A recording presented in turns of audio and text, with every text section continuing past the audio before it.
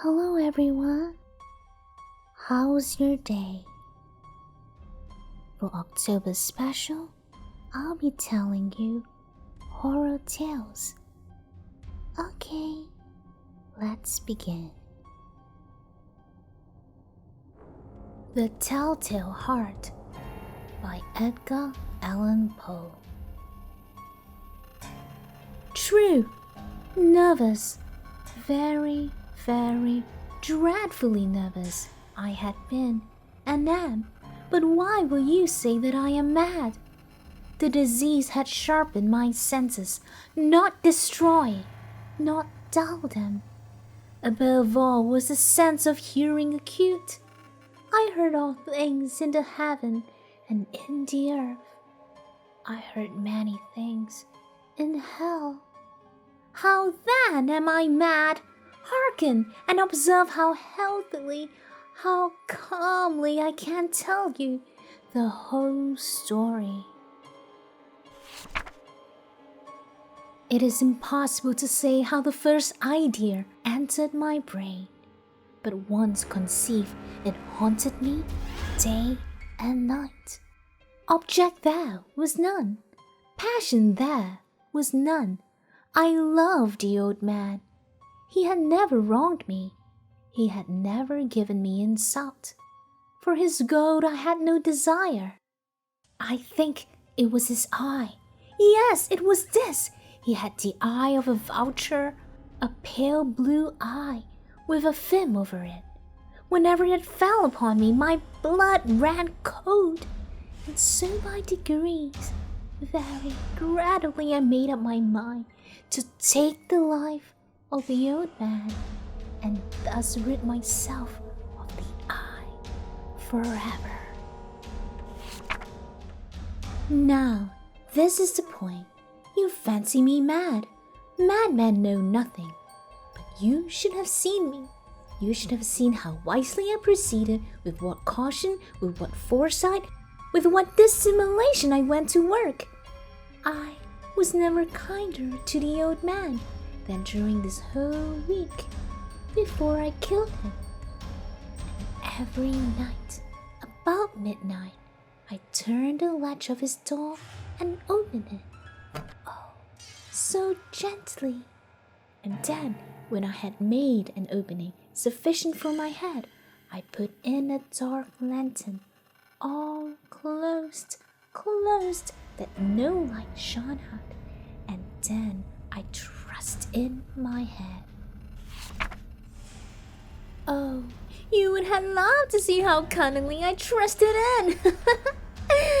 I moved it slowly, very slowly, so that I might not disturb the old man's sleep.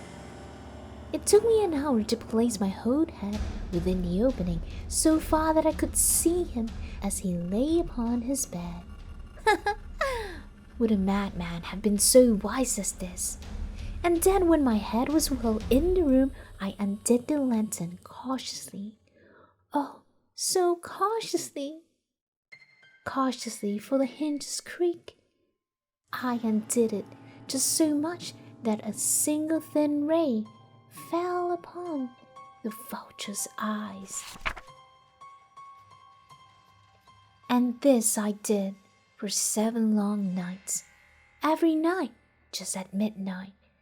But I found the eye always closed, and so it was impossible to do the work, for it was not the old man who vexed me, but his evil eye. And every morning when the day broke, I went boldly into the chamber and spoke courageously to him, calling him by his name in a hearty tone, and inquiring how he has passed the night. So you see, he would have been a very profound old man indeed to suspect that every night, just at 12, I looked in upon him while he slept. Upon the 8th night, I was more than usually cautious in opening the door. A watchminute hand moves more quickly than did mine. Never before that night had I felt the extent of my powers, of my sagacity. I could scarcely contain my feelings of triumph. To think that there I was, opening the door little by little, and he not even to dream of my secret deeds and thoughts. I fairly chuckled at the idea. And perhaps he heard me, for he moved on the bed suddenly as if startled. Now you may think that I drew back, but no.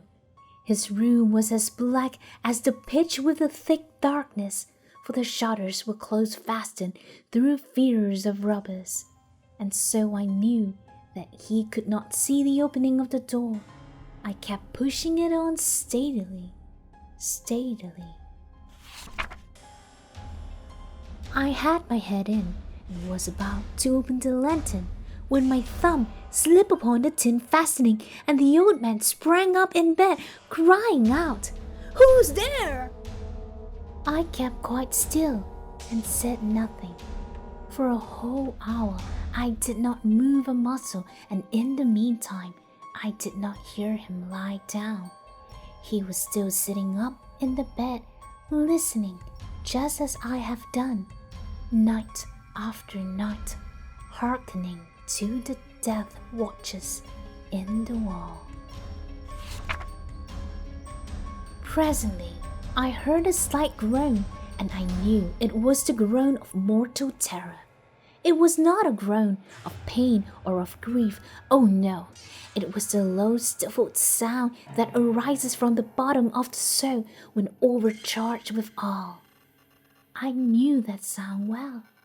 Many a night, just at midnight, when all the world slept, it has welled up from my own bosom, deepening with a dreadful echo the terrors that distracted me. I say, I knew well. I knew what the old man felt, and pitied him, although I chuckled at heart. I knew that he had been lying awake ever since the first slight noise, and he had turned in the bed. His fears had been ever since growing upon him. He had been trying to fancy them causeless, but could not. He had been saying to himself, "It is nothing but the wind in the chimney, it is only a mouse crossing the floor, or it's merely a cricket which has made a single chirp." Yes, he had been trying to comfort himself with those suppositions, but he had found all in vain. All in vain, because death, in approaching him, had stuck with his black shadow before him and enveloped the victim. And it was the mortal influence of the unperceived shadow that caused him to feel, although he neither saw nor heard, to feel the presence of my head within the room.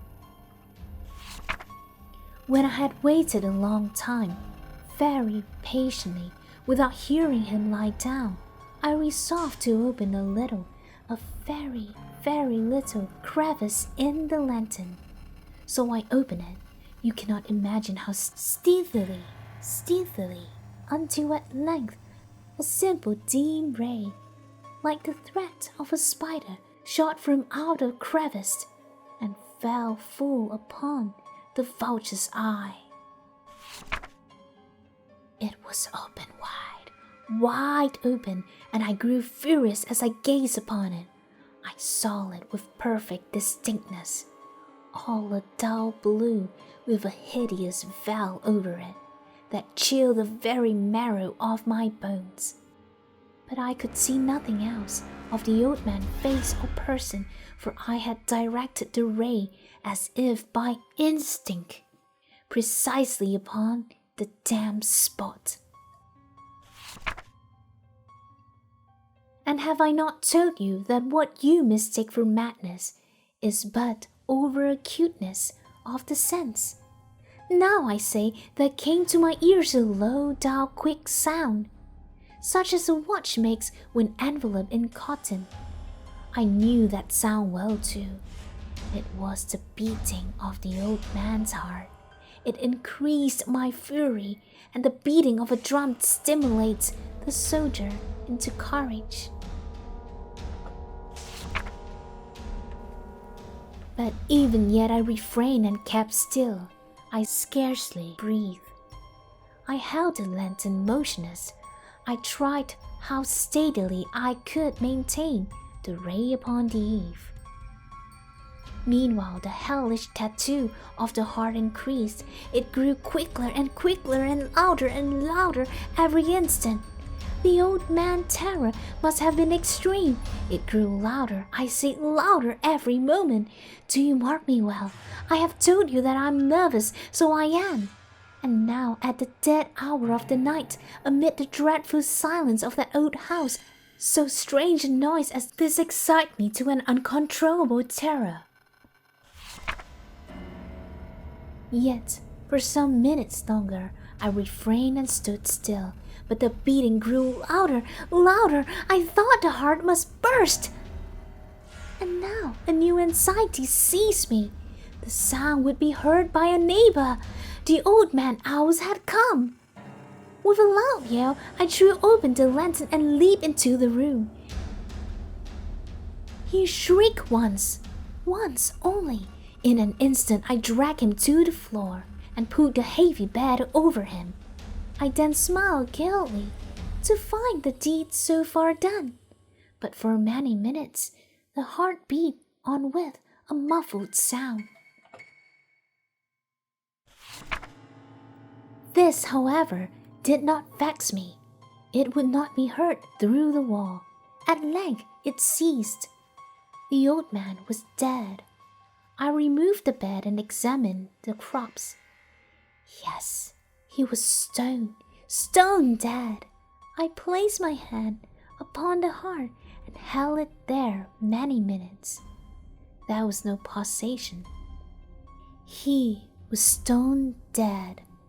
His eye would trouble me no more. If you still think me mad, you would think so no longer when I describe the wise precaution I took for the concealment of the body. The night waned, and I worked hastily, but in silence. First of all, I dismembered the corpse. I cut off the head, and the arms, and the legs. I then took up 3 planks from the flooring of the chamber and deposited all between the skirtling. I then replaced the board so cleverly, so cunningly that no human eye, not even his, could have detected anything wrong. There was nothing to wash out, no stain of any kind, no blood spot whatever. I had been too wary for that. A top had caught all. When I had made an end of these labors, it was 4 o'clock, still dark as midnight. As the bell sounded the hour, there came a knocking at the street door. I went down to open it with a light heart, for what had I now to fear? There entered 3 men, who introduced themselves with perfect suavity as officers of the police. A shriek had been heard by a neighbor during the night. Suspicion of foul play had been aroused. Information had been lodged at the police office. And they, the officers, had been deputed to search the premises. I smiled, for what had I to fear? I bade the gentleman welcome. The shriek, I said, was my own in a dream. The old man I mentioned was absent in the country. I took my visitors all over the house. I bade them search well. I led them at length to his chamber. I showed him his treasures, secure, undisturbed. In the enthusiasm of my confidence, I brought chairs into the room and desired them here to rest from their fatigue, while I myself, in the wild audacity of my perfect triumph, placed my own seat upon the very spot beneath which reposed the corpse of the victim. The officers were satisfied. My manner had convinced them. I was singularly at ease. They sat, and while I answered cheerily, they chatted of familiar things. But ere long, I found myself getting pale and wished them gone. My head ached, and I fancied a ringing in my ears. But still they sat, and they still chatted. The ringing became more distinct, and it continued, and became more distinct. I talked more freely to get rid of the feeling, but it continued and gained definiteness, until at length I found that the noise was not within my ears. No doubt, I now grew very pale, but I talked more fluently and with a heightened voice, yet the sound increased, and what could I do? It was a low, dull, quick sound, much such a sound as the watch makes when enveloped in cotton. I gasped for breath, and yet the officers heard it not. I talked more quickly, more vehemently, and the noise steadily increased. I arose and argued about trifles in a high key with violent gesticulations, but the noise steadily increased. Why would they not be gone? I paced the floor to and fro with heavy strides, as if excited to fury by the observation of the man. But the noise steadily increased. Oh God, what could I do? I foamed, I raved, I swore. I swung the chair upon which I had been sitting and grated it upon the boards. But the noise arose over all and continually increased. It grew louder, louder, louder, and still the man chatted pleasantly and smiled. Was it possible they heard not?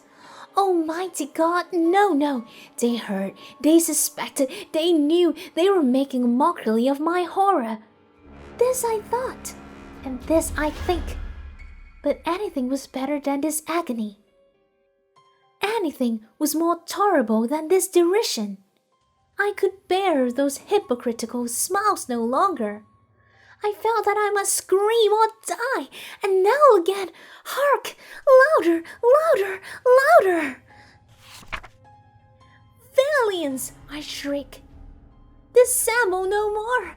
I admit the deed! Tear up the planks! Here, it is the beating of his hideous heart! The end.